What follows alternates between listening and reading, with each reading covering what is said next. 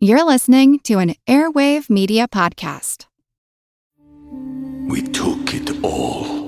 We brought them to our land. An endless night, ember hot and icy cold. The rage of the earth. We made this curse. Carved it in the blood on our backs. We did not see.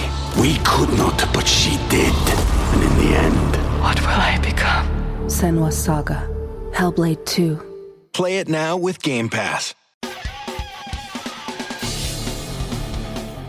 Have you been wondering where's the beef? Well, on our podcast, Throwback Trivia Takedown, you might just find that out, as well as some other things about the 70s, 80s, and 90s. We're a nostalgic-based trivia show that pits two challengers head-to-head in a duel of the decades, with categories ranging from movies, TV and music, to slang, food, and fashion. You're sure to get the best in retro-themed trivia. So strap on your jelly shoes, grab a surge, and walk like an Egyptian to your favorite podcast app and check out Throwback Trivia Takedown. I heard even Mikey likes it.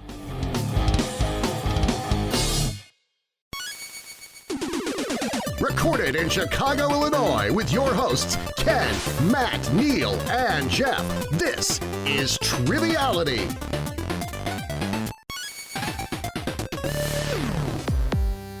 Hello and welcome to Triviality, the game where a lack of seriousness meets a little bit of knowledge. My name is Neal, and it is the end of January. We're in the middle of a very cold Chicago winter, but lucky for us, we're all together. And Matt's here in person, as we've been saying for the last 2 months, but it makes the studio warmer, I believe. Right, Matt? Slightly, yeah. I appreciate you guys all cuddling with me. Yeah, we're very close tonight, almost like the scene in Superbad when Jonah Hill and Michael Cera are very, very close, and he says, boop, boop. We had to light a barrel full of Patreon money to keep warm, so... So we'll be sending a picture saying, this is where your money goes. This isn't like the 1920s German economy, Matt. Yeah, your money is literally keeping us warm, literally. But yeah, how's everyone doing today? That was Matt you just heard. Jeff, how are you? I'm doing well. Finally had to wear pants, because it fell below like 10 degrees. We're all very thankful in the studio. Yeah, you're like one of the Chicago people that we see often where they're always wearing shorts no matter how cold it is. Yeah, pretty much. Yeah. Jeff's real tough. He's a tough man. And how about you? I'm a weenie. You're a weenie? How are you doing? I'm a weenie. I'm wearing long underwear right now because I'm always cold. I always wear long underwear in the winter. All winter long. Oh, is it a one piece underwear. though with like a little door in the back? Yeah. Okay. Yeah, they have that. Poop shoot, as it's affectionately called. Yes. Well, I just have a feeling in the pit of my stomach that this is going to be a great show. And that, ladies and gentlemen, is what we like to call a segue in the business, because we have two very special guests to us coming to us today, and they're both coming to us from Pittsburgh, and we will introduce them right now. Our first guest is going to be a player today, and he's a Cream of the Crop supporter on Patreon, which we appreciate. Let's welcome back David Fudor. How's it going, David? Oh, I couldn't be better, Neal. Very excited to. This is actually my first time playing a regular game here on Triviality, so I'm looking forward to it. And I do think I might have a bit of a hometown advantage with knowing where the host is from as well. So looking forward to it. That's very true, and we appreciate you joining us today. We appreciate your Patreon support. But for anyone who maybe doesn't remember who you are, anything you would like to tell the listeners? Family law attorney here in Pittsburgh. Live pretty close to where Taylor lives. I found out here in Pittsburgh. Got a wife and 2 kids, and we have greatly enjoyed listening to you guys since I became a supporter probably about a year ago. So no, this has been great fun. It's been fun appearing on the podcast over the past year, and looking forward to it. Awesome. Well, thank you for being here, and you gave us a little spoiler there, but our guest host today is going to be a Cream of the Crop member of our Patreon, which we truly appreciate. And we always love having him here. He's sort of the Ed McMahon of Triviality, and that is Taylor Cook. How are you, Taylor? I'm doing great. Thanks, Neal. Happy to be here again. It's always a pleasure. And actually, I was just thinking about it and realized that after however many recordings this has been, that I've been in a different residence every single recording. Oh, is that true? But yeah, I just realized that. But hopefully that doesn't change for the next time, because I just bought this house, so that would be bad news if I was somewhere else next time. So since we've had you on so many times and you've you told us what you've done and what you're all about and stuff, why don't you tell us a deep, dark secret that nobody knows? Wasn't prepared for this. Let's let those skeletons out of your closet. No, we won't put you on the spot. But okay. We do know that Taylor loves Next pineapples because you have a giant art piece of a I pineapple. do behind like you. pineapples. Yeah. And one thing we wanted to say to Taylor too is, Taylor, I think I said this on the show, but just to formally say it with you here, I very much appreciate you taking me and Colleen when we around in Pittsburgh. We were there for just a few hours, and you gave us probably the best tour we could have ever gotten in a short amount of time, and we appreciate it. Yeah, it was super fun. I was glad to do it. We got to inadvertently eat at one of my more preferred restaurants here, just because of Colleen's food requirements. So that was awesome. It was, and that food requirement for anyone is just that it has to be chewed up by me first. Dispatched like a baby bird. Yeah, just think we had to find the softest food in the burg. Yeah, just think of Ace Ventura when nature calls with the little bird up on the rock that he's climbing. Just kidding, Colleen. But I do want to say, so Taylor gave us a great tour of Pittsburgh, but I had a wonderful food tour there thanks to David. So both of our guests today helped me because in about an 8-hour span, I had not only the world famous Parenti Brothers sandwich, I also had Pamela's pancakes that were very much like crepes, and they were fantastic. And then I also had my favorite thing, which was the burnt almond tort, which made me sick afterwards, but I thought it was worth it. And that was all David's, and well, a little bit of Taylor too, but that was David's suggestion. So thank you for that. Yeah, I mean, if you're being a lifelong resident here, I sort of know the 4 or 5 spots that you got to hit in a 24-hour period. That might not do good for your digestive system, but you got to sample them all. Yeah, and I didn't get a chance to run that trip, and I was able just to lose a little bit of weight. So maybe Did you get the runs that trip? I didn't run, but I could have gotten the runs. Yes, that's correct. So I think after the triple meal, you probably had to take all your clothes off before you use the bathroom, right? Well, you have to because you can't have any. What does George say on Seinfeld? You can't have any things obstructions. Yeah. So, anyways, I think me and David as a team today will be the full Monty brothers. The full Monty brothers. Since you had to strip all the way down. So the Primanti brothers put the fries on the sandwich. What do David and Ken put on the sandwich? The full Monty. We can't tell you. We can't tell you. They just take everything off the sandwich. I would say it's more about what they take off the sandwich. My long underwear. It's just Ken and David in between 2 pieces of toast. Yikes. Matt, what would you like to be today? Well, you're talking about that burnt almond tort. I believe David is in the law of some sort, so we could be the burnt almond tort law. Ooh, I like that. Burnt almond tort law. All right, let's get the rules. The rules of the game are simple. 20 questions split into 2 rounds worth 10 points apiece. At halftime, there'll be a special swing round designed by this week's host. After regulation, players will enter the final round with the points that they've accumulated and will have a chance to wager 0 to 30 points on 5 categorized questions. At the end of the game, someone will be named the cream of the crop. Cream of the crop. If everyone's ready, we can get going. Let's do it. Let us proceed. Go. All right. Let's start out with round 1. I thought it'd be fitting, since Dave and I were both on this podcast, to start off with a little bit of PitCon, much like BritCon, but Pittsburgh based. So question 1, category is just PitCon.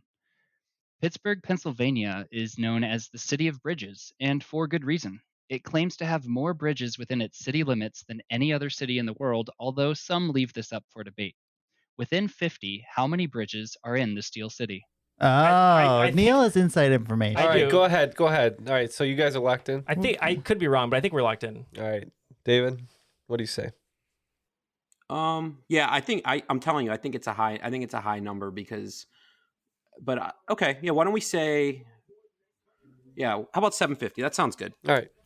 Okay. Matt and I discussed Chadwick Boseman's film 21 Bridges, but realized that that's Manhattan. And I believe Taylor was telling us about the number of bridges. I can't remember where we were at, but it's the thing you take the cart up on the hill, the mountain.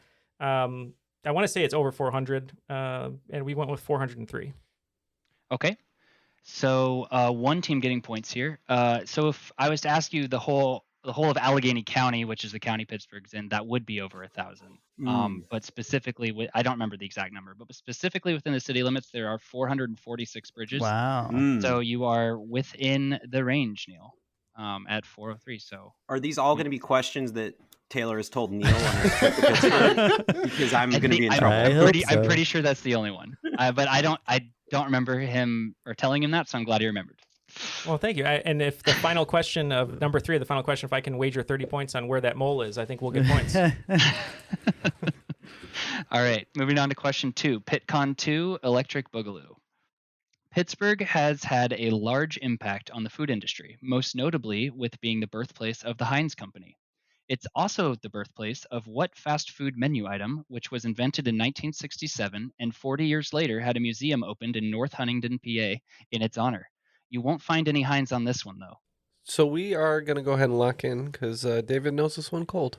Okay, so Matt, do you have any thoughts off the top of your head initially? Thinking that you won't find any Heinz on it makes me think it's some kind of hot dog because in Chicago you don't put ketchup on a hot dog. It might play into a little bit about it, a little home cooking for us. I didn't think about that actually. So what I was going to bring What up. if it's a chili dog? Chili dog. What about Sonic's favorite? What's the thing on the stick? Corn dog. Corn dog. Yeah, you wouldn't put ketchup on a corn dog. Could that be possible? Would you put ketchup on a corn dog? Which one seems more pit to you? I think corn dogs are very pit. Yeah, chili Based dog on also nothing. seems pit to me as well. I would just dunk it. I think if it was a Cincinnati chili dog. That's true. I That heard sounds people delicious. From Does that Cincinnati, exist? I heard people from Cincinnati don't like when people talk about their chili, even though people talk about their chili. We're talking about their chili. Would you want to go corn dog? You know what? I think we should go with corn dog. Okay, that's our answer. People on Pittsburgh will put Heinz ketchup on anything, corn dogs especially. So, but I think the hint in this one was there's no Heinz on it because there's a special sauce. I believe this is the Big Mac. Oh. And the reason you wouldn't find any Heinz on this one is because the only ingredients are 2 all-beef patty, special sauce, lettuce, cheese, pickles, onions on a sesame seed bun. That is the Big Mac. Isn't there ketchup in the special sauce? I mean, You can't. I'm not sure. We're not allowed to Not say. We're not allowed to specifically say. We're not ketchup. allowed to say. Yeah. All right, moving on to question 3. PitCon 3, the Pitning. And I will be thanking my friend Travis for this question here. With the defeat of Wake Forest, the University of Pittsburgh became ACC Conference champions in 2021, as well as boasting an 11-win season. This is the first time Pitt has had an 11-win season since 1981. What future Hall of Fame quarterback led the Panthers to 3 consecutive 11-1 seasons over 40 years ago? David's smiling pretty big, so I think we're locked in. We sure are. Yeah. Okay, so my first thought was Dan Marino is the most famous Pitt quarterback. Yeah. But there's one other one I can't think of right now that was also famous. It's not Broadway Joe. He was not a future. I don't know any other future Hall of Famers. And this is a man who is known for Pitt and isotoner gloves. That's correct. So, and if differentiating between Einhorn and Finkel. Finkel and Einhorn. I think I'm okay with locking with Mr. Dan Marino. Okay. 81. The time lines up pretty well. Okay, I know there's one other really famous one, but I can't think of it. So let's just go with it. We're gonna go Dan Marino. Yeah. So Dan Marino grew up, I believe, less than a mile from Pitt Stadium, the old Pitt Stadium in Oakland, and he was the quarterback there from I think 79 to 82 or 80 to 83. And his first 3 years, he won a bunch of games. Fell off a little bit in his senior year, which caused him to drop in the draft. But the answer is Dan Marino.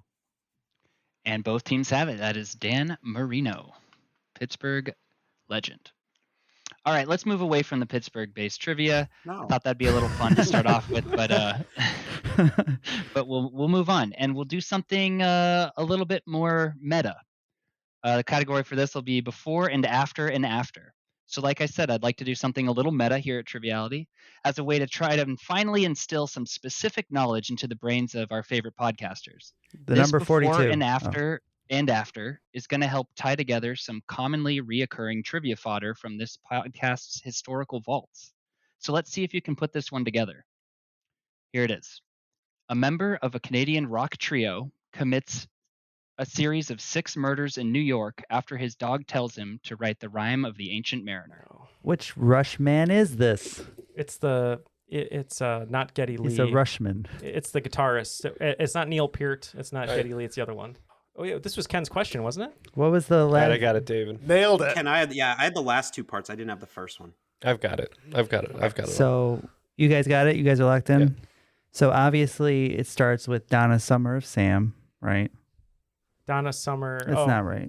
Yeah, I thought it might have been Summer of Sam, but I think it was only 3. No, the dog definitely tells him to murder because he. I saw there was like a movie and it was ridiculous because they tried to make the dog's mouth move. Okay, and then we're looking. That's never a good choice. All I know is we got blasted for the Rush one because it's Geddy Lee's the bass player, Neil Peart's the drummer, but we couldn't ever remember the guitarist name, and I'm losing it right now. Mark? No, it's not Mark. We don't have an answer. Yeah, let's just say, like you said, we'll go Donna with Summer of Sam Malone. There you go. All right, so Taylor, the Rush the guy It was is... so offensive to Taylor, he left. So. All right, Alex Lifeson of Samuel Coleridge, right, David? Yeah, I knew the last two parts. Good pull on the first. Son of Sam. Can you repeat that one more time for me, just so I Alex Lifeson of Samuel Coleridge. It's Coleridge. easy. It's Alex Life, son of Samuel Taylor Coleridge. Taylor Coleridge, yeah. Easy. Right. The scorekeeper getting it perfectly. It is Alex Life, son of Samuel Taylor Coleridge. We're the two worst people to be teamed up for that one. Well, here's the thing, though. After many episodes, I only remember because Ken asked it on the show. He did. After many episodes of us getting made fun of, in my head I was like, "This is how I'm going to remember it." I'll go, "For the life of me, I can't think of the guitarist name," and it didn't help me. Well, maybe this will finally put all the gears in right position. So moving on to question 5. Category is interns, and I'd like to thank my girlfriend Val for this question. Thank you, Val. The House of God is a novel written by Samuel Shem, which takes a satirical look into the world of hospital medicine as it follows a new doctor starting his medical internship. This book was a large influencer for what TV show, which would quote passages from the book occasionally and ran for 8 or 9 seasons, depending on who you ask. Oh, we can lock in. Okay. So, David, do you think this is... Is it House? No, I think it's Scrubs because they had that last... Because they had that last season that didn't have the Scrubs people in it. With young Franco? And that was when they moved to like ABC or something. They went off NBC for a year. That's right. That sounds right. So that's a good catch. Scrubs. Yeah, I think doing the new class of anything is usually a bad idea. So we also said Scrubs. How do you feel about the new Saved by the Bell? Tell me you love it. Needs more Mario Lopez. All right. Well, both teams could say they are a Superman because they both got it right. That is Scrubs. And after 5 questions, we have a score of 40-30 favoring the Full Monty brothers. And Burnt Almond Tort, I will now be abbreviating as BAT. So BAT Law with 30. I like Bat Law. That's kind of like if Bruce Wayne was actually in Philly and he met up with Charlie and did Pro Law and Bat Law. Are you feeling any whiplash? Swear to me. I'm under oath. All right, moving on to question 6. In a day or two. The 1980s were a great time for one-hit wonders such as Come On Eileen and She Blinded Me with Science. However, one song was just as well known for its music video as for its catchy tune. What song released in 1984 ended up topping the Billboard Hot 100 in 1985 and went on to win 6 MTV VMAs and be nominated for 2 more in 1986? It has since seen musical covers by Real Big Fish and Weezer, as well as having its video spoofed on Family Guy, The Simpsons, and even a Volkswagen commercial. We are going to lock in over here. So I think I had kind of a eureka moment when he was reading this question. Did you? I think so. I think is that Aha's Take on Me. Yeah, that's what I was thinking too. Matt and I both turned into pencil drawings and opened a door, and inside that door it said, "Aha, Take on Me." All right, well, both teams have the rotoscope going because that is Take on Me by Aha. All right, question 7. Size doesn't matter. U.S. capitals are often not the largest city in their state, such as Montpelier, Vermont, which is only the 5th largest city in Vermont, Pierre, South Dakota, the 9th largest city in South Dakota, or Olympia, Washington, the 25th largest city in the state. However, which state capital is by far the smallest by population, nearly half the size of the next smallest? Oh, geez. What kind of razzmatazz is this? Ken, I think I know this one. Great, because I do not. Yeah, no, that's right. And okay, I like that answer because I know from experience that Juno, I was going to make a film reference, but I'm just going to refrain now. That's what the Emperor phone was. Yeah, exactly. All right, so we'll go Juno. Ready, got it in. So I think, Ken, that this is a rather small town in the middle of Appalachia. I think it's Frankfort, Kentucky. Cool. I'm pretty sure that's a very small city. So that would be my guess.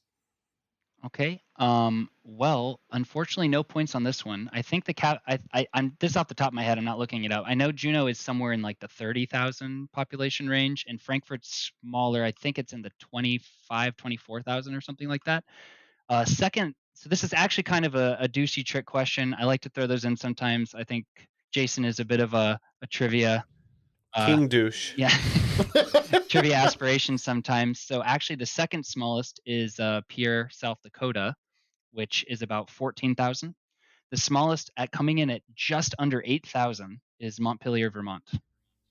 Oh, okay. It is very, very small. I've been there. It is like a small town in Iowa, just with mountains around it.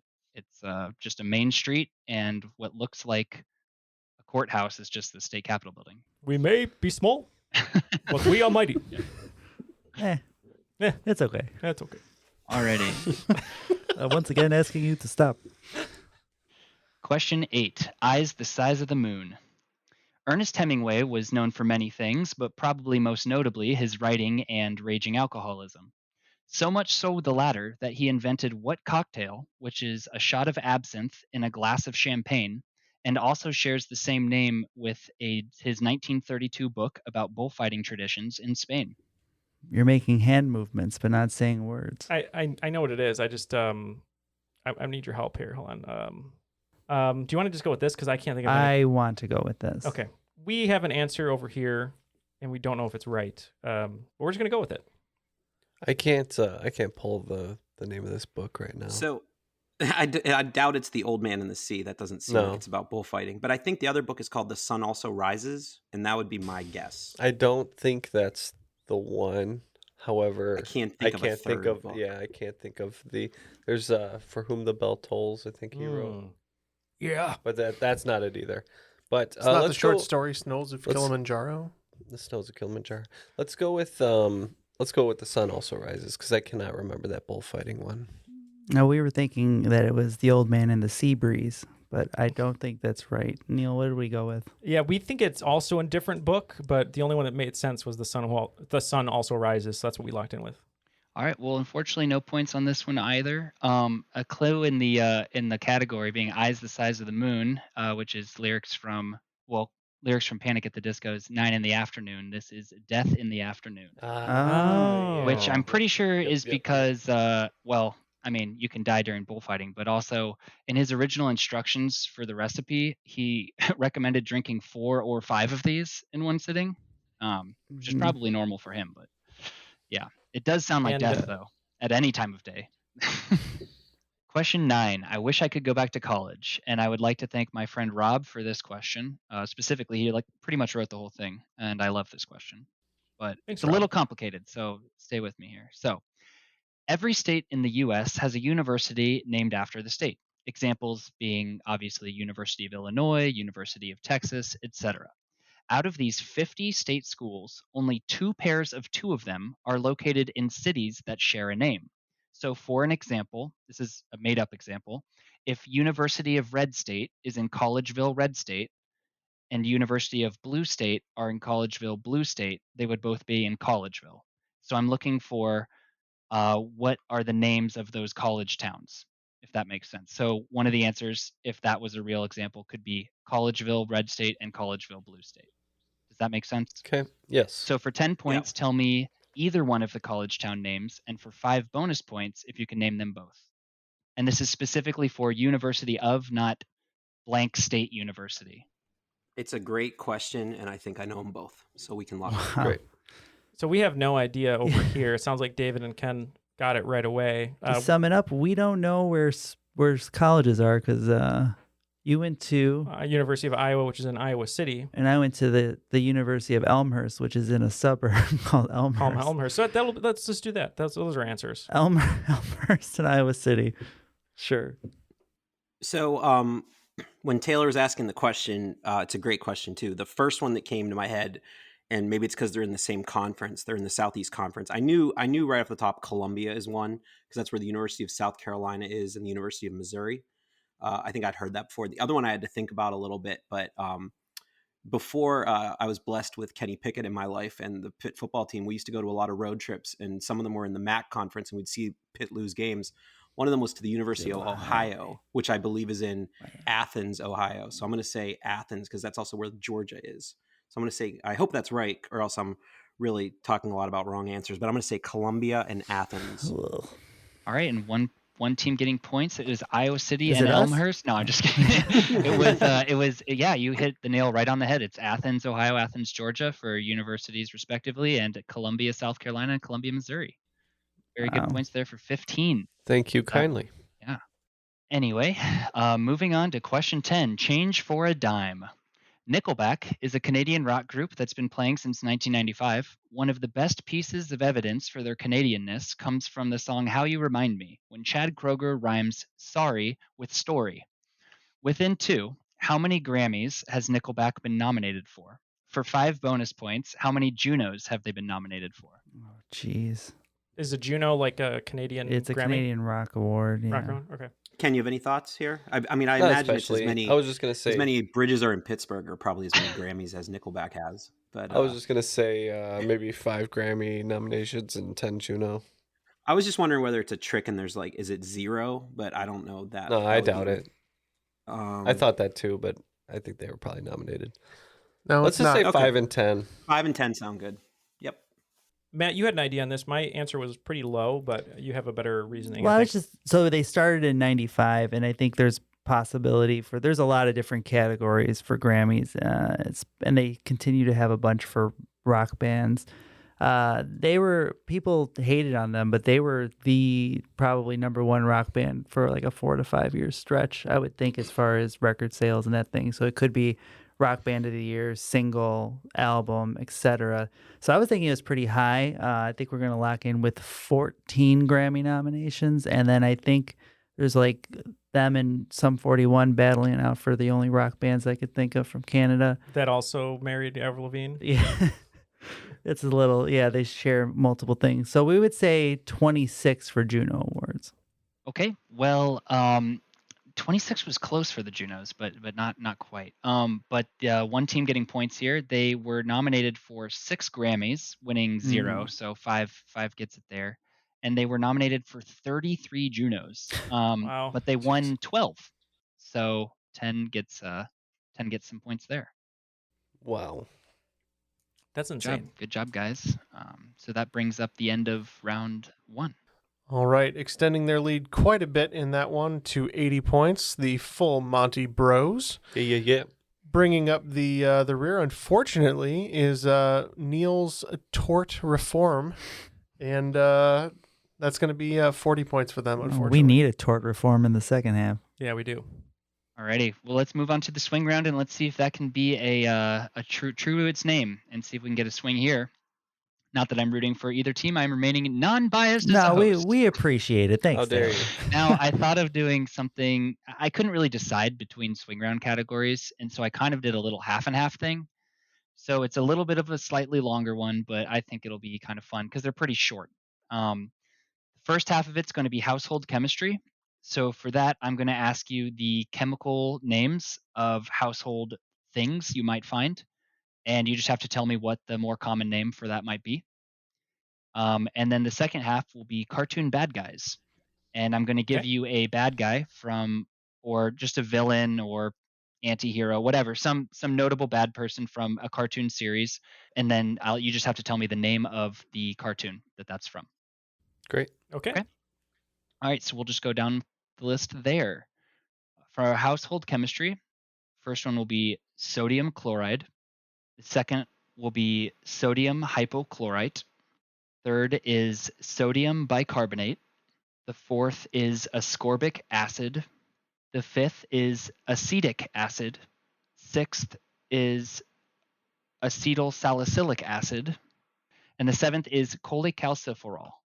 All right, moving on to the cartoon bad guys. So we'll call this one number 8, Mojo Jojo. Number 9, Dr. Heinz Doofenshmirtz. Number 10, Roger Klotz. Number 11, Gargamel. Number 12, Megatron. Number 13, Swiper. Number 14, Fire Lord Ozai. And number 15, Simon Bar Sinister. Well, I can tell you the second half of this round is going to go better than the first half, and we will be right back. We took it all. We brought them to our land. An endless night, ember hot and icy cold. The rage of the earth. We made this curse. Carved it in the blood on our backs. We did not see. We could not, but she did. And in the end, What will I become? Senwa Saga. Hellblade 2. Play it now with Game Pass. And we are back. I've been informed I'm no fun because I'm the editor. And let's get the answers to the questions. That's the villain on Triviality. Yeah, I'm definitely the villain. I know the that. editor. We had really good jokes, really good stories, just like Ed Sullivan told us. Really good jokes. Really big shoe. And he cut them all. I cut them Great all. banter has been cut to nothing. Okay. So let's go back through them. So starting with the household chemistry, what did you guys have for sodium chloride? We had table salt. We had regular salt and table salt. Okay, well I will accept both kinds of regular and table salt because that is table salt. Good job, guys. Number 2, sodium hypochlorite. I heard a little issues with this one, but let's see where we got. Well, that doesn't sound promising if we had issues because you were hearing us go over this. We settled on bleach. We actually thought it was bleach as well. And both teams are correct there. That is bleach. Good job, guys. We've been misled. No, you're anime. The third one, sodium bicarbonate. This was it was one of the bakings, and we landed on soda, baking soda. And we also went baking soda. And that's 3 for 3 for both teams. I cannot believe it. Baking soda. Good job. Let's see how we do on these last 4 here. Ascorbic acid. This one, we believe we said vitamin C. We said it's your everyday hand soap. Everyday hand soap. Everyday hand soap's usually made from something with fat or lye in it, but the gold standard for citrus or sour tastes, that would be vitamin C, ascorbic acid. We have acetic acid next. This one we said vinegar. We tossed around vinegar, but we ended up down in some coffee. And that is vinegar also. Good job. These last 2 are a little tough. Let's see where we got with these. Acetyl salicylic acid. We ended up saying ammonia for this one.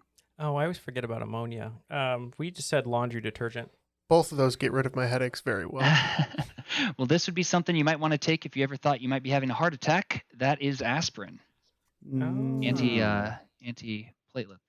All right, and the last one, cholecalciferol. Let's see if I can finally pronounce it right. Cholecalciferol. We said charcoal. Oh, that's a good answer. No, it's not. Oh, okay, good. No, it's not. Well, we said the glass cleaner, so we don't know either. Well, this actually was mentioned by one team. Unfortunately, they didn't circle back to it, and this would be vitamin D, something very important in these winter months. I'm pretty sure we're all deficient, so make sure you're taking your supplements. Moving on to the second half here with the cartoon bad guys. I think we might be a little bit more promising here. So where could we find our Monkey Man Mojo Jojo? The Powerpuff Girls. We concur, Powerpuff Girls. Good job, both teams. Dr. Heinz Doofenshmirtz. Phineas and Ferb. Want to find the platypus. Yeah, we said Phineas and Ferb. Good job, both teams. Roger Klotz. I believe he was the bad guy on Doug. Leather jacket wearing Doug. I saw a picture of him compared to Elon Musk with his new haircut recently. That is from Doug. Gargamel. It's the baddie in the Smurfs. We said the Smurfs. Yep, him and his cat Azrael could be found in the Smurfs. And on to Megatron. Transformers. Yes, we also said Transformers. Leader of the Decepticons, that is Transformers. Next is Swiper. That would be Dora the Explorer. We also said Dora the Explorer. Everyone's favorite catchphrase of Dora's, Swiper no swiping. That would be Dora the Explorer. On to Fire Lord Ozai. Not too sure on this one because I haven't seen all of it, but we think it sounds kind of like Avatar: The Last Airbender. We had no idea, but we just did a little game theory and said, hey, everyone loves Captain Planet. We said Captain Planet. Ooh, that would have been a great Captain Planet bad guy name, but that is from Avatar: The Last Airbender. Good pull on that one, Ken. And the last one seems like we might have had a little trouble with this one. Let's see if you guys got Simon Bar Sinister. I said I don't know this guy, so I'm going to pick a cartoon I don't know and say Ben 10. That's a good idea. We also said a cartoon we don't really know and went with Adventure Time. This one was a little bit of more of a stretch and an older cartoon. If I told you that Peter Dinklage played him in the live action movie, I don't know if that would help any, but that is from Underdog. Oh, Underdog. He's the little short, kind of bald mad scientist guy. You know, we tossed around Bullwinkle and stuff from that era. Yeah. Just Underdog never came up. Man. So, Jeff? Good job, and let's see how we did after those swing rounds, Jeff. Still continuing their lead, Full Monty Brothers have a score now of 140 after adding 60 in that last round. Adding 45, not too bad. Not too good. Would be Bat Country over there with 85. Question 1, category, it's only a game. Competitive esports has come a long way since the early days of athletes playing for mouse pads and gift cards. Since 2011, one game in particular has been paving the way for esports as a legitimate career option when they became the first game to offer a tournament-winning prize of $1 million. Since implementing crowdfunding as part of their prize money in 2013, that winning number has gone up and set a new record every year, with the highest recently being an $18.2 million grand prize coming from a $40 million prize pool. What lucrative video game am I talking about? So Matt and I wrote a bunch of names down, and then it kind of came to us, at least what we think is the right answer from previous experience and hearing the clue. So I think we're going to lock in. All right. I have a few ideas, but David, what do you think? Yeah. So I don't think it's a sports game. I don't think it. I mean, Madden I know does stuff, but the first two that came to my head was either I think it's called League of Legends, and then like World of Warcraft. Those were like the two.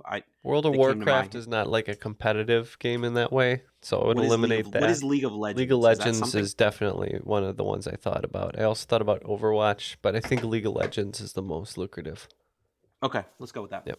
Okay, so we wrote Fortnite, PUBG, and then Overwatch is the one I was actually thinking of, where the kid won like $1 million. Then we wrote down StarCraft, but then Matt thought that maybe the clue led itself to it being in the game. I know Madden gives away $1 million now for sure to winners of the tournaments, and it was one of the first competitive gaming that I was thinking of. So we ended up going with Madden. All right. Well, unfortunately, no points here. The League of Legends was very close. Is it that game Dota? Was actually this is Dota 2. League of Legends was actually kind of based on Dota 2. Game started as a Warcraft 3 mod, and then Valve picked it up and made their own game. And it has been kind of not as much. They've played it on ESPN a couple times, but it doesn't get as much hype or I guess marketing as Riot puts into League of Legends. Yeah. But Dota 2 is the answer. Shucks. Defense of the Ancients, too. All right, moving on to question 2.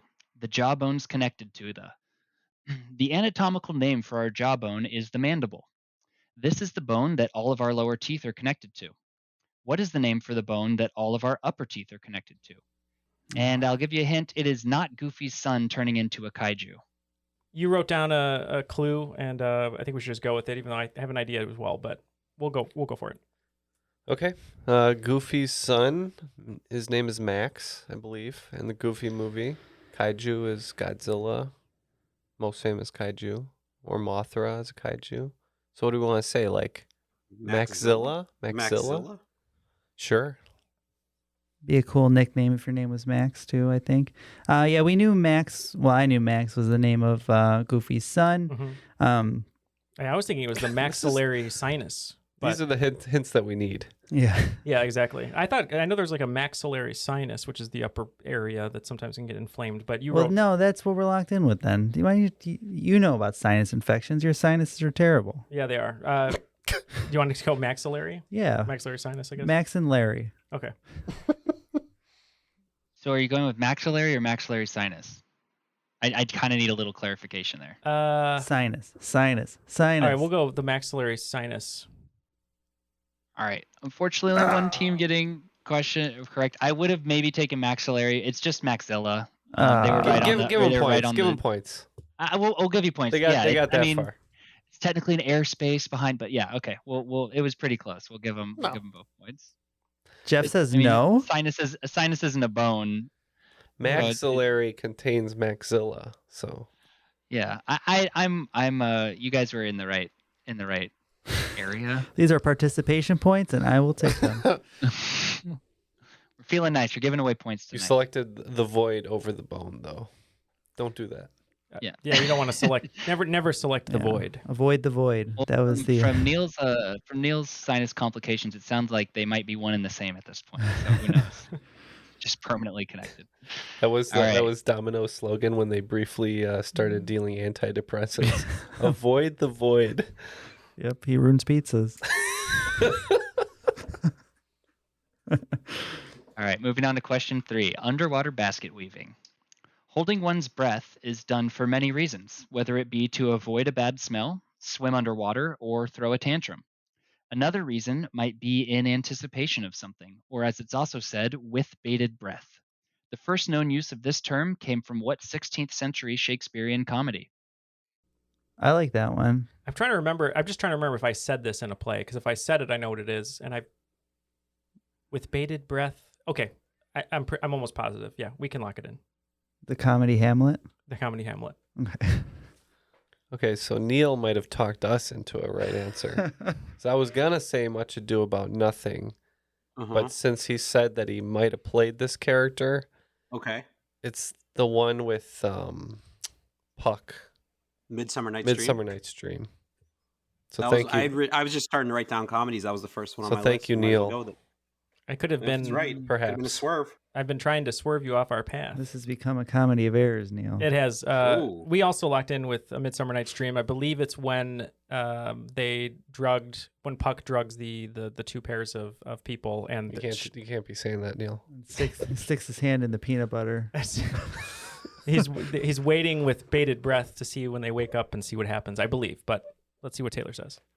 I'm not sure if it's used in that or not. It may be, and maybe this was earlier. I'm not totally sure, but according to my research, this was The Merchant of Venice. Oh no! Underwater being the hint that I gave a couple times, because is that a comedy? According to that's a laugh a minute. The Merchant of Venice is hilarious. I'm gonna just text Colleen. Is Merchant of Venice a comedy? And we'll see what she says. Just off the cuff. All right. Let's get the next one. All right, moving on. Before I make the bated breath joke that I want to. Okay, moving on to question 4. Exactly. Simply allegorical. Valentine's Day in modern culture is associated with love, courtship, and romance, as well as the complete loathing of all romantic tropes for some. For all this, we have what English poet to blame, who is thought to have invented the traditions in their poem Parliament of Fools, where they referred to February 14th as the day birds and humans come together to find a mate.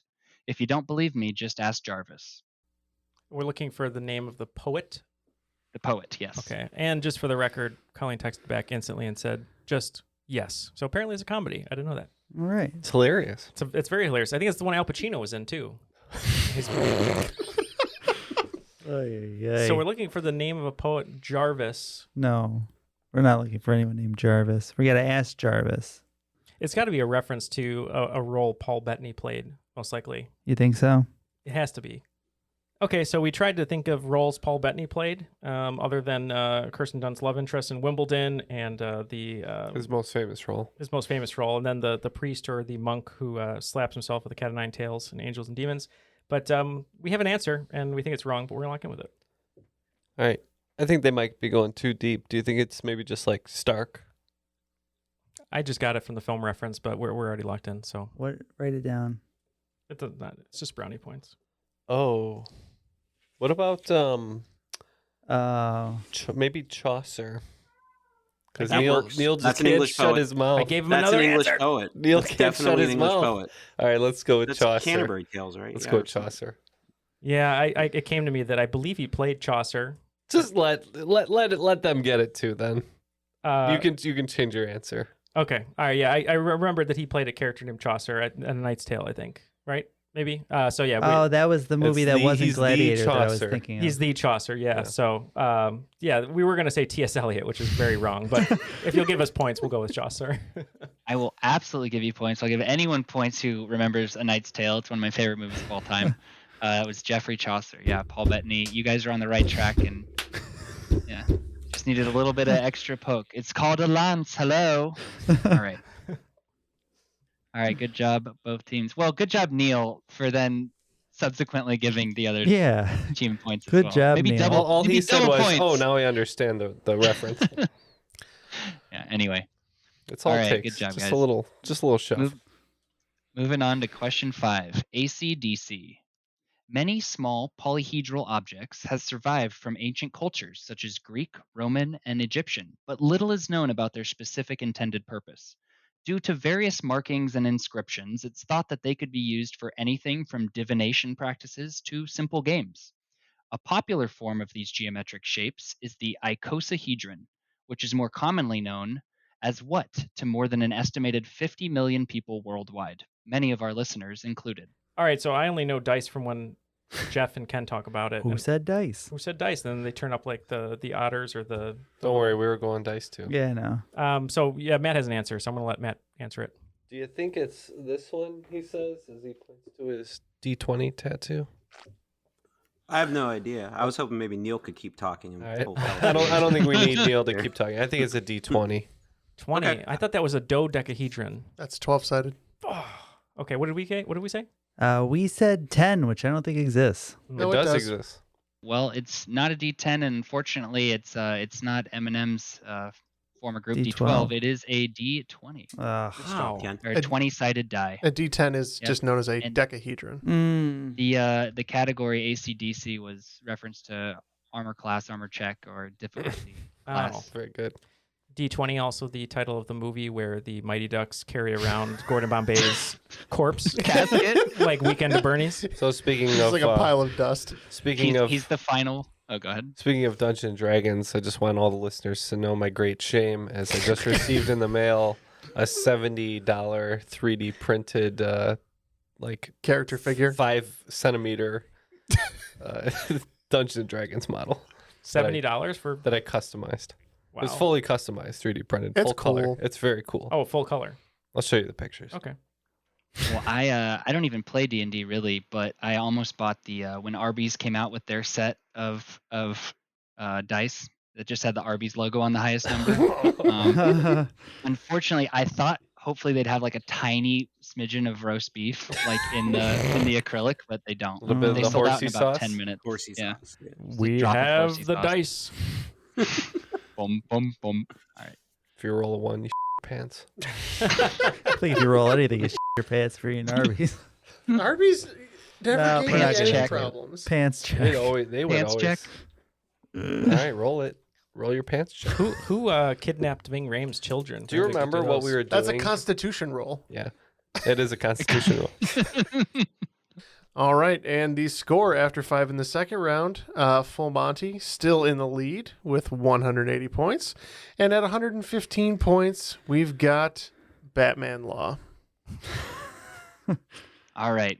Question 6, bone apoplyte.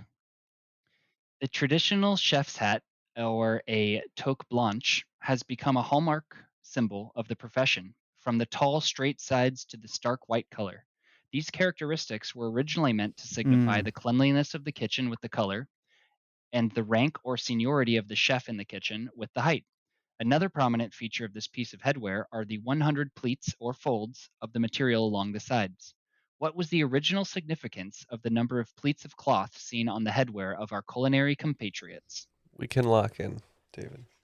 So they're locked in. Yeah, I think you're right, because when he was reading off the list of things about the hat, I remember it had to do something with cooking, and you wrote down. I think it's the 100 different ways to prepare an egg. And I think that's right. Let's lock in with that. Yep. We also said egg preparation methods.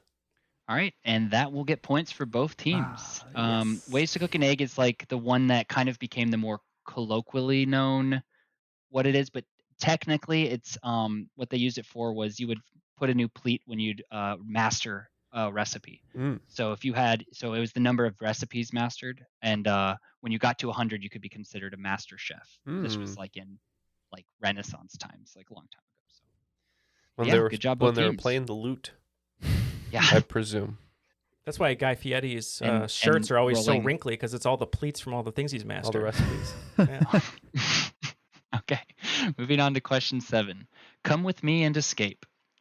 Bromeliads are a family of flowering plants native mainly to the tropical Americas and contain around 3,590 known species, such as Spanish moss, sapphire tower, and flaming sword. Only one species of bromeliad is edible, however, the Ananas comossus, which is better known as what? Approximately 1/3 of the world's supply is produced in Hawaii. I think we can lock in because I killed one of these plants before. A bromeliad, that is. So I know roughly what they look like. I'm so out of my element here. No, we don't know. Water lilies. We want to just go coconut? Yeah, that's probably wrong, but we'll say coconut. My thinking is that they don't grow on pine trees and are behind Taylor. Yeah. So like I said, I had a bromeliad in my house one time, and it kind of grows up in stalks like the top of a pineapple. So we think it's pineapple. Also the whole dole thing. Well, and the correct answer is pineapple. Question number 8. Never say never. What chronic disease is often associated with a butterfly-shaped rash on the face and is hard to diagnose due to symptoms that come and go and are oftentimes mistaken for other diseases? Much to the dismay of Dr. House, several celebrities are known to have battled this disease, including Seal, Toni Braxton, Nick Cannon, and Selena Gomez. It's never that. I think it always is on that show, though. We lock it. Is that right? Yeah. Okay. He just said it's never this, whatever. Yeah, so the house one is, do you know? Is this lupus? Yeah. So that's the one from House. So I think we should just go with that. Okay. We're saying lupus. Yeah, I think I heard something about those celebrities having that, so we said lupus. And the correct answer is lupus. And never say never, because he did always say it's never lupus. I believe Seal specifically had discoid lupus, which is what caused the scars on his face when he was a kid. Here's a fun fact. I did not know this, but Seal, accomplished singer and whatnot, The Harder They Fall, the movie on Netflix, the Western that we were talking about with Idris Elba, that's really good. It was directed by Seal's brother, who's a British rapper. Really? Yeah. Whoa. Because I looked up the director and I was like, oh, he's only done one short film. This is his first feature film. How did he get this man? I looked it up. He was a music video director and a rapper. British rapper and Tarantino enthusiast, apparently. Mm-hmm. His name Porpoise? Walrus, actually. Yeah. Walrus. Cuckoo Cachoo. That's crazy. Yeah. All right. Question 9. This one's for Ken. Yay. The theme song for a TV show or movie can be one of the most iconic aspects of the show, such as the Rembrandts performing the theme song for Friends or the Bare Naked Ladies performing the theme song for The Big Bang Theory. Not many bands can say they've gotten multiple themes, though, like this pop punk band, which has performed the theme for Phineas and Ferb, as well as the main theme for the Jimmy Neutron movie and the theme for the 2008 game Sonic Unleashed. Name this Texas band, which has been together since 1994.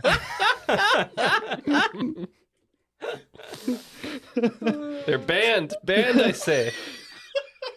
All right, so we all know it's Bowling for Soup. Yeah.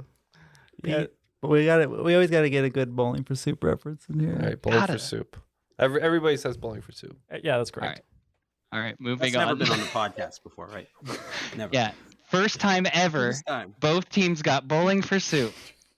Correct That's answer. it. That's the last one, guys. That's it. I actually heard, though, that the 1985 was a cover. Oh, my God. Of another It is. No, it is. Yeah, that's true. Oh, my I'm God. going to get one of those newfangled suicide booths. Fire it up. Let's go. Oh, boy. All right. Question 10, last question in round 2. Not for fish sticks. One of the reasons routine dental cleanings are so important is because of the buildup of tartar. This accumulation occurs. I don't know why that was funny. Wait. The fish sticks. Fish sticks. I don't gotta dip my fish sticks in. Okay, Mitch Hedberg. Rest in peace. Yes. This accumulation occurs when debris from food isn't removed from the tooth surface totally and combines with the natural levels of calcium and phosphorus in our saliva, creating a hardened surface that can't be easily removed by brushing. What is the technical name used for this tough stuff?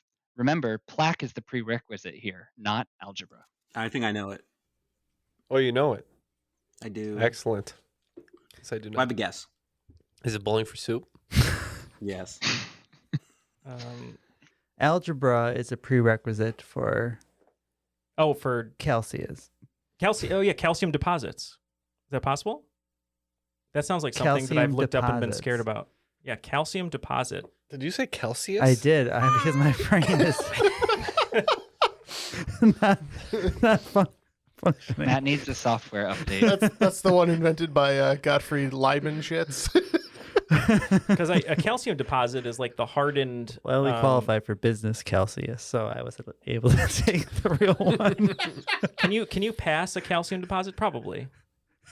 What are you talking? Sorry, I'm just thinking to myself. I'm trying to go through all the WebMD articles that I've been on when I had like This is a safe space. We can You allow have, Neil to tonsil think his stones? thoughts. Is it lupus? I've had tonsil stones, which I had to have shot out with a water pick like it was a carnival.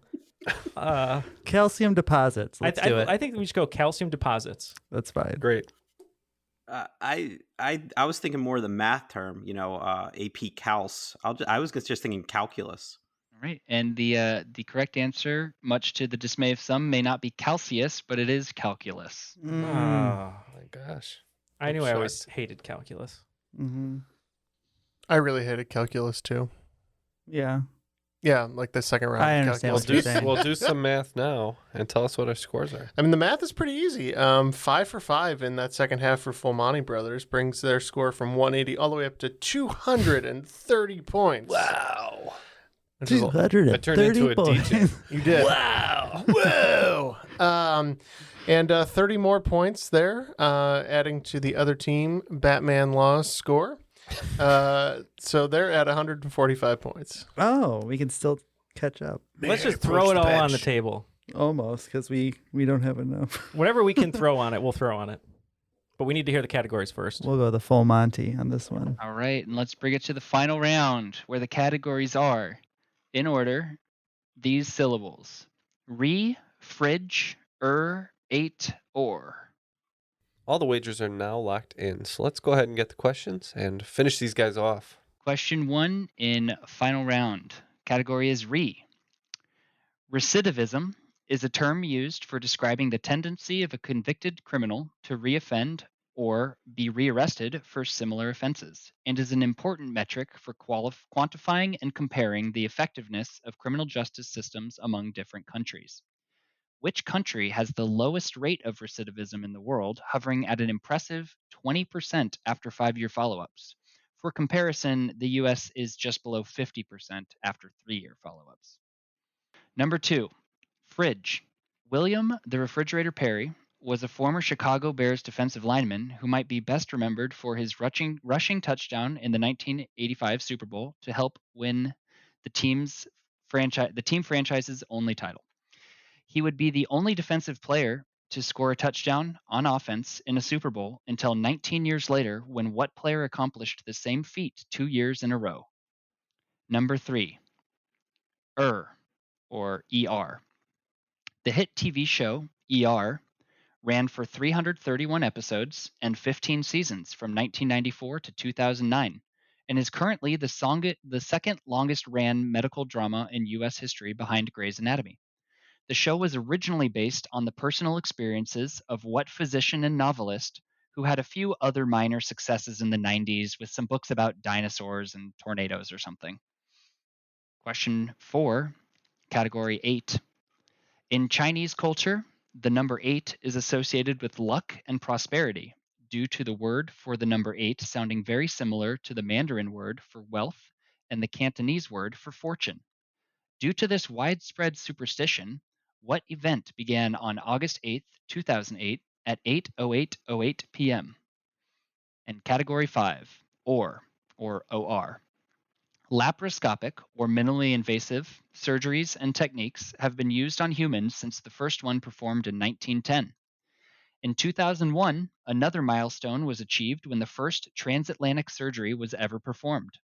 The Lindbergh operation, as it's known now, was a completely telesurgical operation done by a team of French surgeons in New York on a patient in Strasbourg, France, using high-speed telecommunications and a surgical robot. The surgery itself, however, was just a simple cholecystectomy, which is the removal of what internal organ? All right, we have our questions. We'll be right back with our answers. All right, the answers are now locked in. Let's get the questions one more time, find out who wins. By the way, we bet 20s all the way down. Yeah, and we bet 30 all the way down, except for the final question. We bet 25 because that's all the points we had. Okay. Alrighty. Well, the first question, category talking about recidivism and the tendency for a convicted criminal to reoffend or be rearrested for similar offenses. Which country has the lowest rate of recidivism in the world, hovering at an impressive 20% after 5-year follow-ups? And for comparison, the U.S. is just below 50, so not too good. All right. Well, I think Finland has a notoriously good prison system, and we said Finland. Yeah, we knew it was somewhere in Scandinavia. We just couldn't, bring it down. We just thought for game theory, maybe the Netherlands has a low recidivism rate. Right. Well, notably, all Scandinavian countries are quite low in the low 20s, but the lowest is Norway at 20%. Moving on to question 2.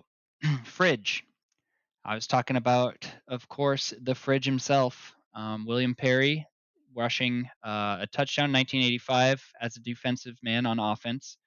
And who would be the next defensive player to score a touchdown on offense in a Super Bowl 19 years after when what player did that twice, 2 years in a row, the same thing twice in a row. So defensive player scoring on offense in 2004 and 2005. Yeah, so I think Taylor, using those years in question, it has to be a Patriot because they're about the only teams during that time frame that went to multiple Super Bowls in a row. And I kind of remember Mike Vrabel, the current Tennessee Titans coach, scoring a touchdown in at least one Super Bowl. So I'm going to go Mike Vrabel. That's a really good guess. We were also thinking Patriots. I think 05 was the Rams year, maybe one of those. I don't remember exactly who they were playing. We went with a different guy, a guy who got a handoff from time to time and might have scored on defense, but we said Vince Wilfork. Okay, well, one team getting points. This player actually throughout his career was targeted, I believe, 14 times for 10 touchdowns, and that was Mike Vrabel. Mm-hmm. I always thought he was a tight end for some reason. I don't know why. They just put him on offense a lot for some reason. Because he scored. Yeah, caught the ball. All right. Question 3, category or ER. And that was talking about ER running for 331 episodes, 15 seasons, second longest medical drama in U.S. history behind Grey's Anatomy. The show was originally based on the personal experiences of what physician and novelist who had a few other minor successes in the 90s with some books about dinosaurs and tornadoes or something. Yeah, his most famous work, of course, was about a coma. It was called Coma. But we went with Michael Crichton. Yeah, and sometimes when I run a little too hard running in the morning, I might get an Andromeda strain. We said Michael Crichton. And that was the guy who also wrote and directed the original Westworld series. That was Michael Crichton. Good job, both teams. Number 4, categories 8. So in Chinese culture, 8 is a very lucky number. So what event due to that began on August 8th, 2008 at 8:08:08 p.m.? So thinking of events that occurred in 2008, that's one of those years that would have held the Olympics. You gave a date that's in the summer, so we're going to say the Beijing Summer Olympics.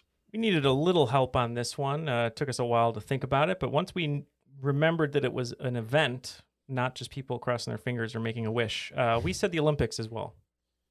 All right, well, both teams getting points. So this is the 2008 Beijing Olympics. And coming down to this one, I don't know what the scores are adding up, but we'll find out that mathematical magic here in just a little bit. Last category is OR. Talking about laparoscopic surgeries. and how in 2001 a milestone was achieved when the first transatlantic surgery was ever performed. This operation was completely telesurgical and done by a team of French surgeons in New York on a patient in Strasbourg, France, using high-speed telecommunications and a surgical robot. The surgery itself was a simple cholecystectomy, which is the removal of what internal organ? Well, we weren't too sure. We considered appendix, but we thought that was appendectomy, and so we said the gallbladder. We also were tossing around those two items, but we ended up going with something that we thought might be easier to do and not as invasive, and went with the tonsils, which is probably a tonsillectomy, now that I say it out loud. Removal of the tonsils is a tonsillectomy, and if I was to tell you that Strasbourg, France is now currently in the former region of Gaul, that might give you the hint that this is the gallbladder. Not spelled the same, but you know. Losing 25 points in the final here. Unfortunately, Backcountry Lawmen are going to drop to 120 points. And this week's Cream of the Crop adding 60 to their already towering 230 for a total of 290 points. Fomani Brothers. Yeah. Let's take it off. Queen of the Crop. Or not. Hey, please. Even if they were the half Monty brothers, they would have beat us today because we stung. Yeah. Just needed a little peek and they would have beat us. That's right. I think in the world of torts, it's probably an assault, like a battery. I think you're right. This was a very good game. You both played, just so much better than we did. We should be embarrassed with ourselves, I think. But David, you partnered with Ken today. You came out victorious in your first appearance as a player. How was it? And is there anyone you'd like to give a shout out to? That was a lot of fun. I certainly got partnered with the. I'm glad the seating arrangements there sort of worked out the way they did because Ken helped me on quite a few that I had no clue on. So I feel the same. But no, thanks for having me on. It's always a pleasure to be on the podcast. Just a shout out to anybody listening out there. Please support the podcast. It's a great thing. It's rewarding. It's awesome every Tuesday when the podcast pops up and you have a little bit of something to do with it. So that's what I would encourage. And thank you guys again. Thank you. Yeah, thank you very much for saying that and for supporting the show. Taylor, I forget what number visit this is with you on the show, but you always bring a wonderful game with different categories and good jokes and good references and everything. But anyway, this is one of your best. We always appreciate you coming here and appreciate your support. But anyone you'd like to shout out or any last words from you today? Well, just like David said, I'd also like to say thank you. It's always a great time. I think this is number 6, which is my lucky number. I guess, apparently. I was hoping this game wasn't too hard. I tried adding some little hints and stuff in there that hopefully made it fun for the players and listeners alike. So I hope everyone enjoys it. But yeah, it was super fun. Just a shout out to anyone and everyone listening, and just to echo what David said. Patreon support has only made this podcast better, and I'm very happy to be a part of a great community that has allowed for some only improvement of my trivia skills and my enjoyment of the game itself. So also, as I mentioned earlier, vitamin D is really important. It's vitamin D deficiency is one of the leading causes of seasonal depression. So in these winter cold months, for anyone in the Midwest or anywhere where it's cloudy a lot, like Pittsburgh, just make sure to keep up on your vitamin D supplements. Get those sups. Yeah. Yep. And shout out to the team I have been playing trivia with. We change our team name every week, but my favorite was the Patty Mayonnaise Experience. So if any of them are listening, let's win it again. I'm still waiting for the setup between Taylor the Tooth Cook and Chase the Bone Doctor Ansock. That would actually be an epic matchup. As them on a team or what? Or them co-hosting or something? No, they got to go up against each other. Oh, I like head that. To head. All right, we'll try to cook that up. Tooth to bone. If Chase is up for it. Wow, yeah. The Bone Doctor getting called out. Got to put tooth to bone. Let's see which breaks first. Tooth to bone. All right. That's what the I've heard of when the bullet hits the bone, but not when the tooth breaks the bone. That's what the event is called. Tooth to bone. Tooth to Bone 3. Revenge. I don't know if this is true or not, but I have heard that if you bite hard enough on your finger, you can get through it with the force it takes to bite through a baby carrot. And if that's true, sounds like bones are pretty weak. I'll be testing that later. We thank you guys for your support and for being on the show today. And I think that'll do it for Jeff, Neal, Matt, and myself. That was Triviality.